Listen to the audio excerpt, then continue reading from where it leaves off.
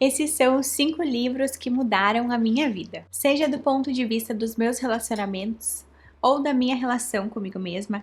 Esses livros foram fundamentais para despertar reflexões, insights e uma nova forma de ver a vida.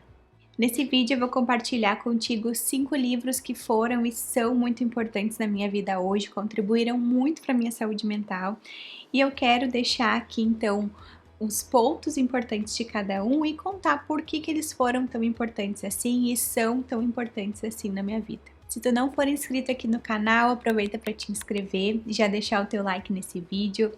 Ajuda bastante o conteúdo a chegar em novas pessoas. E se tu não me conhece ainda, deixa eu me apresentar. Eu sou a Alana Streit, sou psicóloga e por aqui a gente fala sobre conexões saudáveis, sobre relacionamentos e sobre saúde mental.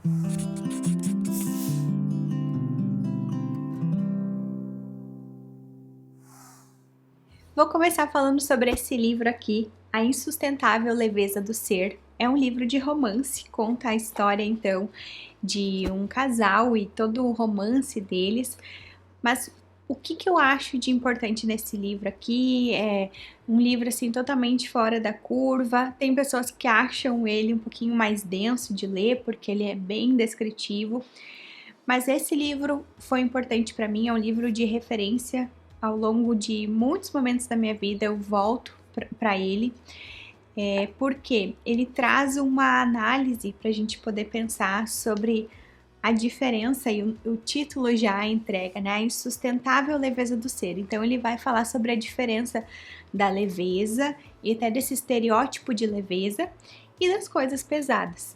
E um dos trechos que eu separei para poder ilustrar assim sobre o livro e poder mostrar um pouquinho dele por dentro para vocês, é um trecho que fala justamente da importância de a gente ter momentos também de arar a terra, né? Então ele vai contar que a leveza é muito importante, é importante que a gente seja leve como o ar, que a gente seja fluido, que a gente não tenha peso, né, na vida. Só que essa leveza, ela é insustentável, então a gente não consegue ser leve o tempo todo. E eu muitas vezes me pegava assim em viver a leveza ou enxergar a leveza da vida como mais uma cobrança. Então eu queria fazer as coisas e eu ainda queria que fosse leve.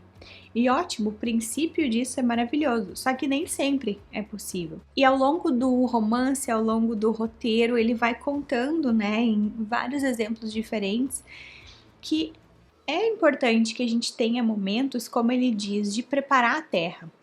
Porque se a gente fica só na leveza, se a gente fica só no ar ali fluindo, o que a gente vai comer se a gente não plantou nada, né? Do que a gente vai se alimentar? Então ele fala que é fundamental que a gente possa arar a terra, preparar a terra, que a gente possa ter momentos mais pesados no sentido de utilidade, no sentido de trabalho, no sentido de propósito e no sentido também de investimento. Então, essa é a lição maior que esse livro trouxe para minha vida.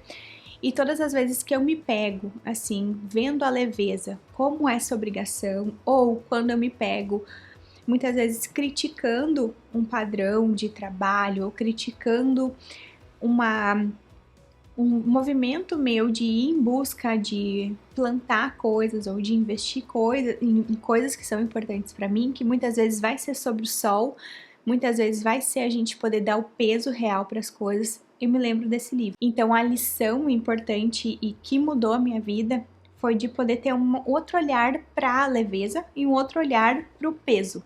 E o peso num sentido de peso mesmo, físico.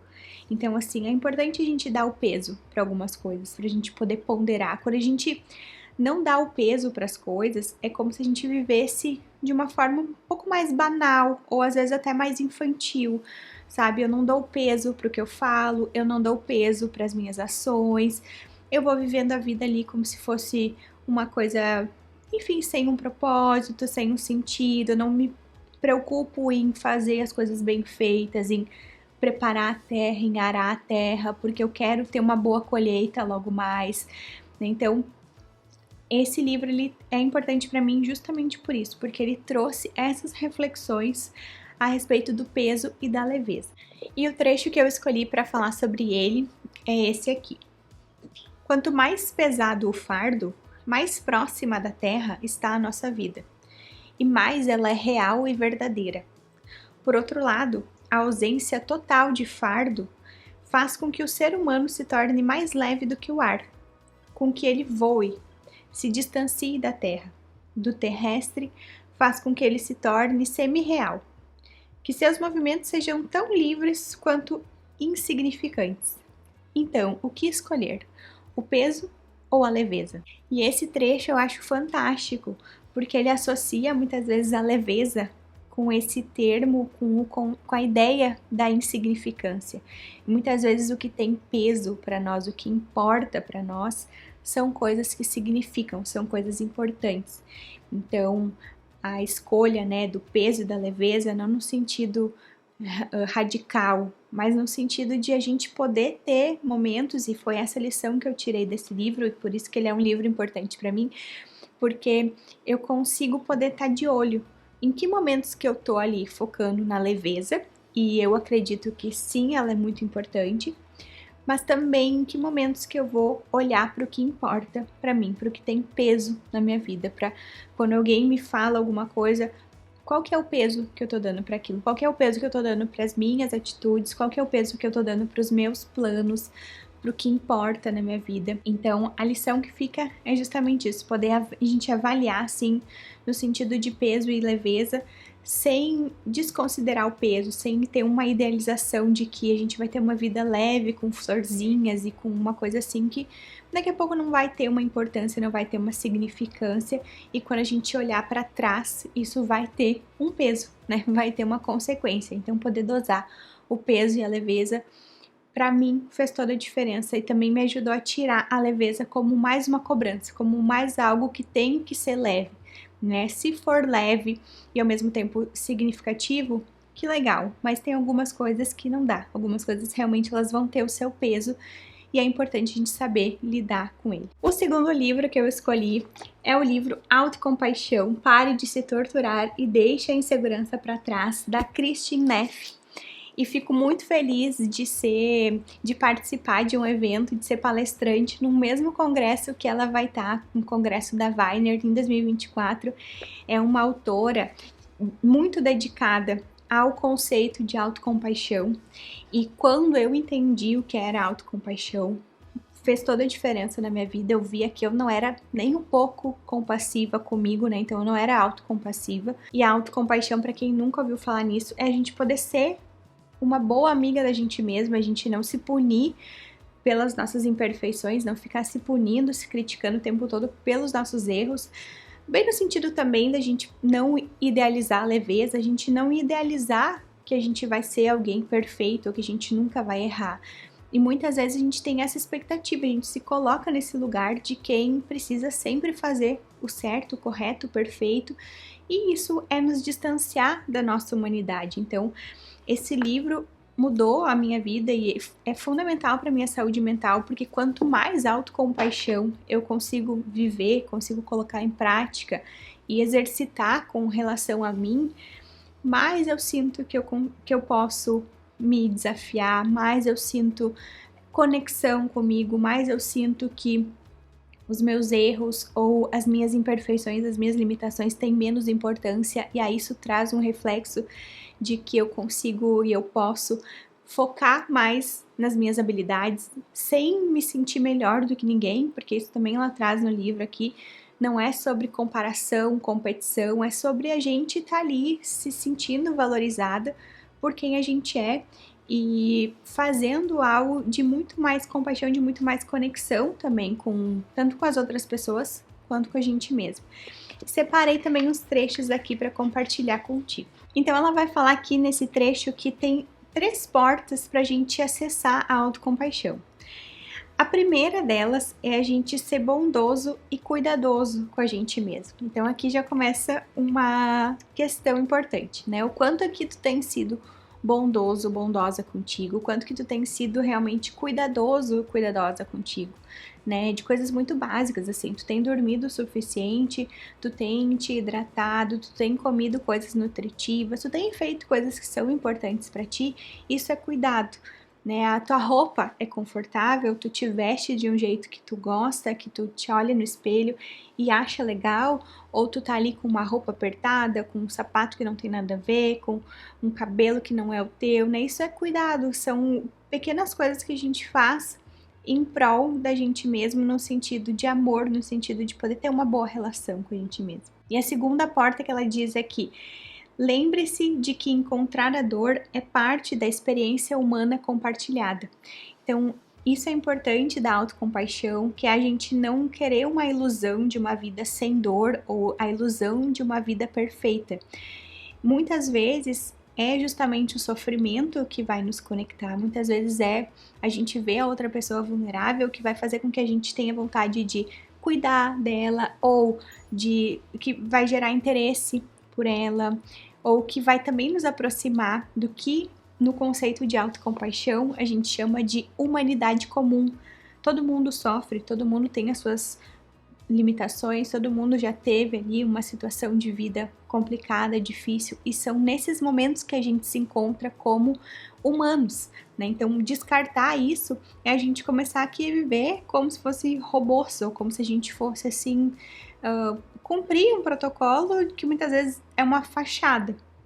Então, esse é um preceito bem importante da autocompaixão. E a outra porta que ela fala é: mantenha seus pensamentos e emoções na sua consciência. E aqui tem tudo a ver com saúde mental. Quanto mais a gente tem autoconsciência, quanto mais eu entendo e eu percebo o que eu sinto, quanto mais eu consigo nomear o que eu sinto, quanto mais eu consigo entender que agora eu tô com muita raiva e não é a hora de falar, ou entender, ter consciência sobre o que eu pensei e poder refutar aquilo, ou poder dar valor para aquele pensamento, enfim, tudo isso vai impactar muito, é a forma que a gente lida com o que está dentro de nós que faz toda a diferença na forma que a gente vai se relacionar com o externo também. Então, quando a gente tem a autocompaixão do nosso lado, esses processos ficam mais fluidos, a gente consegue também aproveitar mais do nosso potencial, das nossas qualidades, das nossas potencialidades, que são tão importantes para uma vida plena. Então, é um livro muito, muito lindo que eu sugiro a leitura, assim, especialmente se tu for alguém que tem a autocobrança, que tem o perfeccionismo, a exigência como algo assim de apego, talvez, né? Que tu pense assim, preciso passar trabalho ou preciso me criticar porque se eu tenho o que eu tenho é porque eu me trato mal. Muitas vezes a gente acredita nessas coisas, né? E esse livro vem mostrar o contrário, inclusive trazendo trechos de estudos. Eu lembrei agora de um estudo que ela relata ali, que foi feito com crianças em escolas, e eles foram avaliando assim, crianças que se cobravam muito, que se puniam muito, e crianças que eram mais autocompassivas. E eles avaliaram assim, o quanto que cada um desses grupos de crianças, como que eles tinham o desempenho. E eles foram ver que, pelo contrário do que a gente tem a ideia, né? As crianças que se puniam mais, se criticavam mais, ficavam mais tensas e por conta disso tinham resultados piores ou abaixo daquele grupo de crianças que eram mais autocompassivas, que lidavam com seus erros de uma forma mais tranquila, de uma forma mais natural, porque elas conseguiam se desafiar mais, elas conseguiam praticar mais. Então, isso é o que a autocompaixão faz na nossa vida. A gente para de perder tempo com autocrítica, a gente economiza e pode focar e fazer aquilo que realmente tem valor e que importa, que vai nos dar mais retorno. E aproveitando, a gente tem alguns vídeos aqui no canal, eu vou deixar um listado que é sobre autocompaixão. Se tu quiser saber mais, tá aqui para que tu possa assistir. E o terceiro livro é o livro Atenção Plena, do Mark Williams e Danny Penman. Esse livro eu já tenho até um vídeo aqui no canal especificamente sobre ele. É um vídeo que para mim mudou a minha vida no sentido de ter uma mente muito barulhenta, uma mente muito acelerada, e foi através desse livro que eu tive contato pela primeira vez com meditação, com o conceito de mindfulness e a atenção plena. Então, para mim, a atenção plena mudou a minha vida, mudou minha saúde mental no sentido de poder ficar mais presente no sentido de focar em menos coisas, em menos barulho da minha cabeça e em consequência disso, né, menos ansiedade, menos estresse. Então esse livro, ele tem, além de poder contextualizar realmente o que é atenção plena, de dar uma base muito real pra gente, muito importante de por que é importante a atenção plena. Ele também tem um programa de 8 semanas para a gente poder colocar em prática essas formas diferentes de atenção plena. Então, são várias formas, vários tipos de meditações focadas em atenção plena que a gente pode aplicar.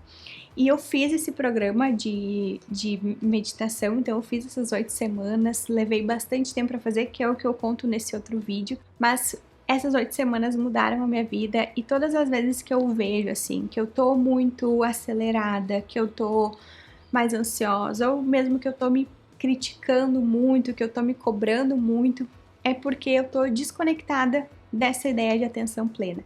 A atenção plena me ajudou, assim, a me abastecer com menos, me ajudou a ter mais conexão nas coisas simples e também foi um divisor de águas na minha vida. Em quarto lugar, Brené Brown, não poderia faltar esse livro, A Coragem de Ser Imperfeito, Como Aceitar a Própria Vulnerabilidade, Vencer a Vergonha e Ousar Ser Quem Você É. Esse foi um dos primeiros livros da Brené Brown que eu li e o que mais foi significativo para mim nesse livro foi a questão da vulnerabilidade e da vergonha. Vergonha é um sentimento universal, todo mundo sente, só que justamente pelo conceito de vergonha, pela ideia que a gente tem da vergonha ser um sentimento feio, sujo, errado, a gente não fala sobre a vergonha. A gente fala pouco sobre os sentimentos, sobre as emoções, né? Mas sobre a vergonha a gente fala menos ainda. E eu sempre fui uma criança, eu tenho um temperamento introvertido e eu era uma criança tímida. E crianças tímidas ou mesmo pessoas introvertidas, elas têm um sentimento de vergonha importante.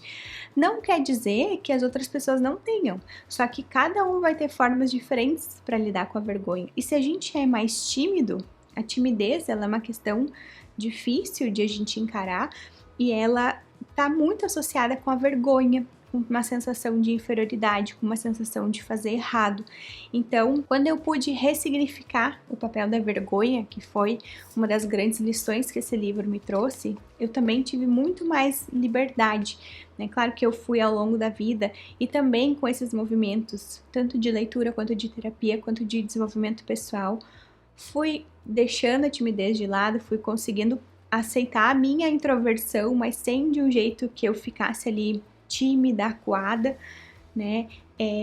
Foi também me abrindo, eu fui podendo me conectar comigo e colocando a minha voz no mundo, porque às vezes a vergonha nos paralisa, a vergonha faz com que a gente queira se esconder, a vergonha faz com que a gente se sinta menos errado, com que a gente não lide bem com os erros, ou como se a gente não pudesse errar, que fosse ser algo muito vexatório, como se todo mundo estivesse ali para criticar. Isso paralisa muito, né? Isso traz muitos prejuízos.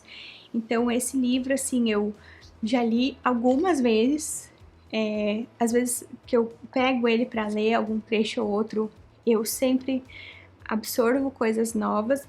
Então é uma leitura, assim, que ela é essencial e que fez muita diferença para mim, de poder realmente me conectar, né, comigo no sentido integral, assim, e poder lidar com a vergonha, naturalizar a vergonha, sem que a vergonha fosse algo, um sentimento que eu tivesse que evitar a todo custo na minha vida. Também separei uns trechinhos aqui do livro, começando por esse, o que é a vergonha e por que é tão difícil falar sobre ela.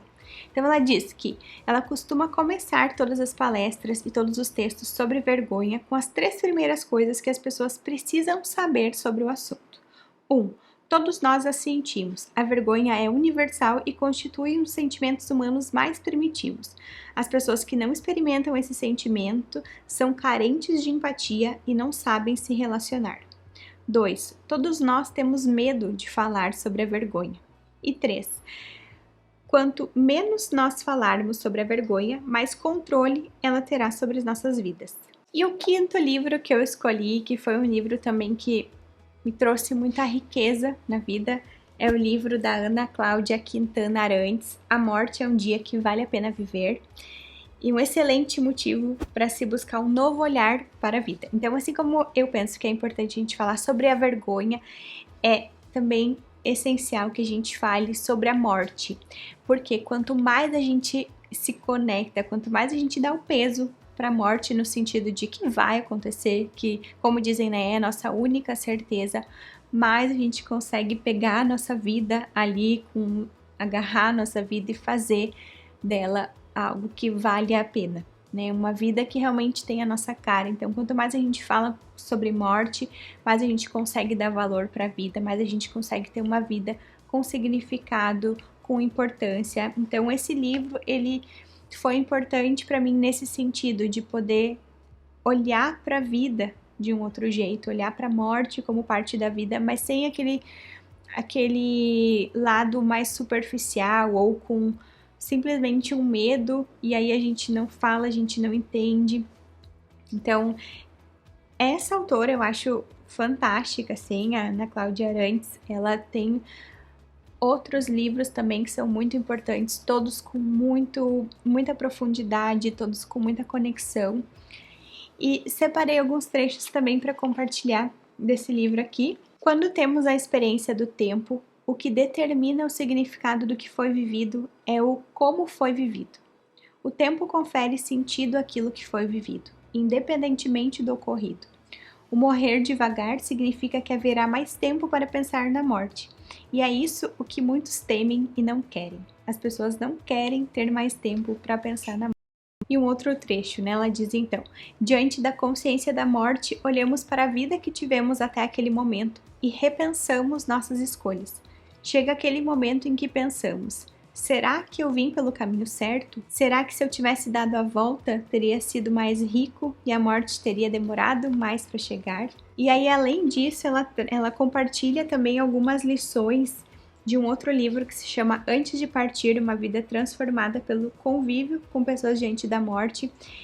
E o autor então desse livro que ela se refere aqui, ele descreve os 5 maiores arrependimentos das pessoas antes de morrer. Então, vou compartilhar aqui o primeiro. Então, o primeiro desses arrependimentos é: eu gostaria de ter priorizado as minhas escolhas em vez de ter feito escolhas para agradar os outros. Muita gente se arrepende disso e quando a morte se aproxima, ao fazer o balanço de uma vida desperdiçada, quer de volta o tempo que entregou ao outro, aquele tempo em que fez coisas que acreditava serem boas para o outro. Só que ninguém pediu nada e a pessoa fez porque quis, pelos motivos mais nobres ou mais egoístas possíveis. Então, a grande lição desse livro para mim assim é poder realmente todos os dias me lembrar que eu posso morrer amanhã e fazer isso, né, tá próximo, assim, no sentido de poder dar valor para a vida, dar valor para as minhas escolhas, poder realmente viver mais conectada e mais consciente.